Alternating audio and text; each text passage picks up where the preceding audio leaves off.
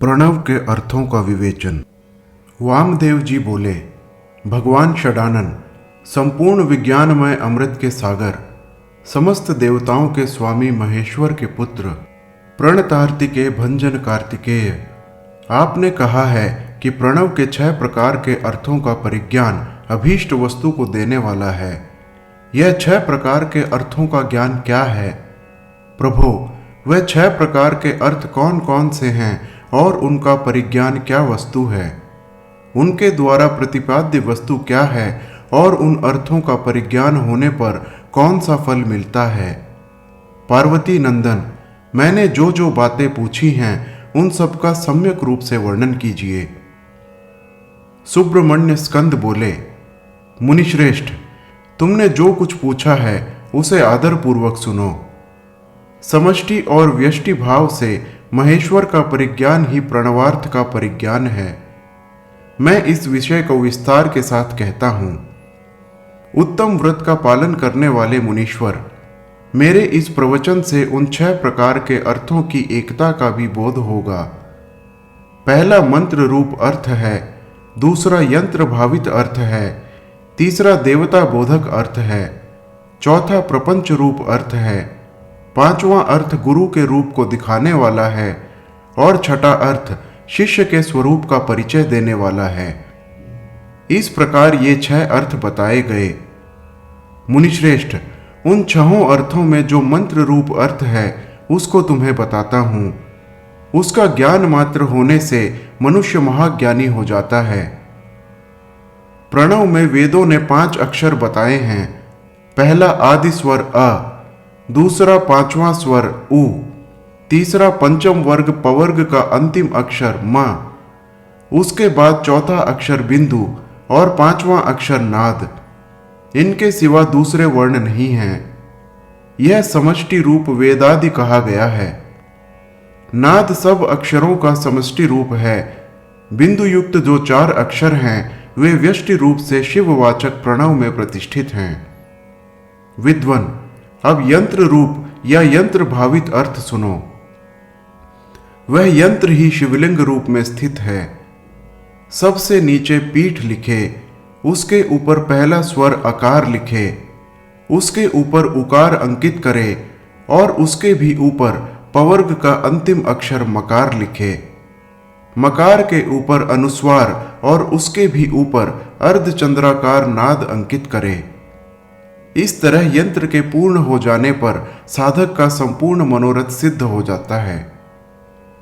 इस प्रकार यंत्र लिखकर उसे प्रणव से ही वेष्टित करें।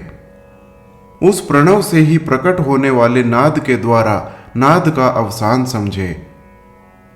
मुने, अब मैं देवता रूप तीसरे अर्थ को बताऊंगा जो सर्वत्र गूढ़ है। वामदेव, तुम्हारे स्नेहवश भगवान शंकर के द्वारा प्रतिपादित उस अर्थ का मैं तुमसे वर्णन करता हूं।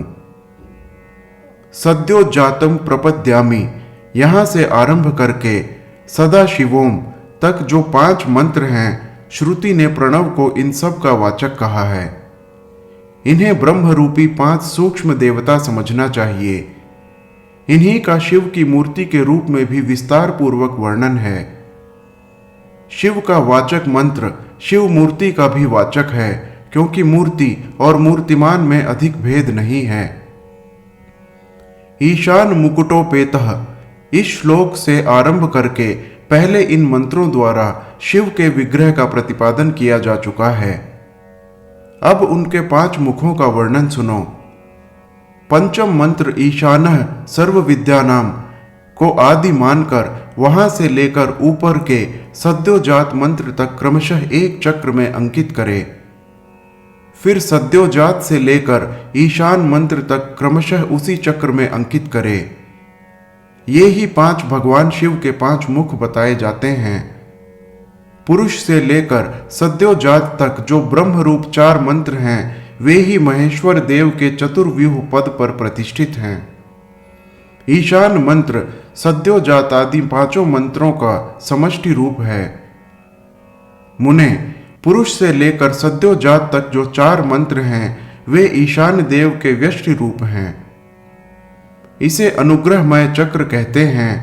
यही पंचार्थ का कारण है। यह सूक्ष्म निर्विकार अनामय परब्रह्म स्वरूप है। अनुग्रह भी दो प्रकार का है। एक तो तिरोभाव आदि 5 कृत्यों के अंतर्गत है, दूसरा जीवों को कार्य कारण आदि के बंधनों से मुक्ति देने में समर्थ है। यह दोनों प्रकार का अनुग्रह सदाशिव का ही द्विविध कृत्य कहा गया है। मुने, अनुग्रह में भी सृष्टि आदि कृत्यों का योग होने से भगवान शिव के 5 कृत्य माने गए हैं। इन 5 कृत्यों में भी सद्योजात आदि देवता प्रतिष्ठित बताए गए हैं। वे 5 परब्रह्म स्वरूप तथा सदा ही कल्याणदायक हैं। अनुग्रहमय चक्र शांत्यतीत कला रूप है। सदाशिव से अधिष्ठित होने के कारण उसे परम पद कहते हैं। शुद्ध अंतःकरण वाले सन्यासियों को मिलने योग्य पद यही है। जो सदाशिव के उपासक हैं और जिनका चित्त प्रणवोपासना में संलग्न है, उन्हें भी इसी पद की प्राप्ति होती है। इसी पद को पाकर मुनीश्वर गण उन ब्रह्मरूपी महादेव जी के साथ प्रचुर दिव्य भोगों का उपभोग करके महाप्रलय काल में शिव की समता को प्राप्त हो जाते हैं। वे मुक्त जीव फिर कभी संसार सागर में नहीं गिरते। इस सनातन श्रुति ने इसी अर्थ का प्रतिपादन किया है। शिव का ऐश्वर्य भी यह समष्टि रूप ही है। अथर्ववेद की श्रुति भी कहती है कि वह संपूर्ण ऐश्वर्य से संपन्न है। संपूर्ण ऐश्वर्य प्रदान करने की शक्ति सदाशिव में ही बताई गई है। चमकाध्याय के पद से यह सूचित होता है कि शिव से बढ़कर दूसरा कोई पद नहीं है। ब्रह्म पंचक के विस्तार को ही प्रपंच कहते हैं। इन 5 ब्रह्म मूर्तियों से ही निवृत्ति आदि 5 कलाएं हुई हैं। वे सब की सब सूक्ष्म भूत स्वरूपणी होने से कारण रूप में विख्यात हैं। उत्तम व्रत का पालन करने वाले वामदेव, स्थूल रूप में प्रकट जो यह जगत प्रपंच है, इसको जिसने 5 रूपों द्वारा व्याप्त कर रखा है, वह ब्रह्म अपने उन 5 रूपों के साथ ब्रह्म पंचक नाम धारण करता है। मुनिश्रेष्ठ, पुरुष, श्रोत्र, वाणी, शब्द और आकाश, इन 5 को ब्रह्म ने ईशान रूप से व्याप्त कर रखा है। मुनीश्वर, प्रकृति, त्वचा, पाणी, स्पर्श और वायु, इन 5 को ब्रह्म ने ही पुरुष रूप से व्याप्त कर रखा है। अहंकार, नेत्र, पैर, रूप और अग्नि, ये 5 अघोर रूपी ब्रह्म से व्याप्त हैं। बुद्धि, रसना, पायु, रस और जल, ये वामदेव रूपी ब्रह्म से नित्य व्याप्त रहते हैं। मन, नासिका, उपस्थ, गंध और पृथ्वी, ये 5 सद्योजात रूपी ब्रह्म से व्याप्त हैं। इस प्रकार यह जगत पंच ब्रह्म स्वरूप है। यंत्र रूप से बताया गया जो शिववाचक प्रणव है, वह नाद पर्यंत 5 वर्णों का समिष्ट रूप है तथा बिंदु युक्त जो 4 वर्ण हैं, वे प्रणव के व्यष्टि रूप हैं। शिव के उपदेश किए हुए मार्ग से उत्कृष्ट मंत्राधिराज शिव रूपी प्रणव का पूर्वोक्त यंत्र रूप से चिंतन करना चाहिए। हर हर महादेव।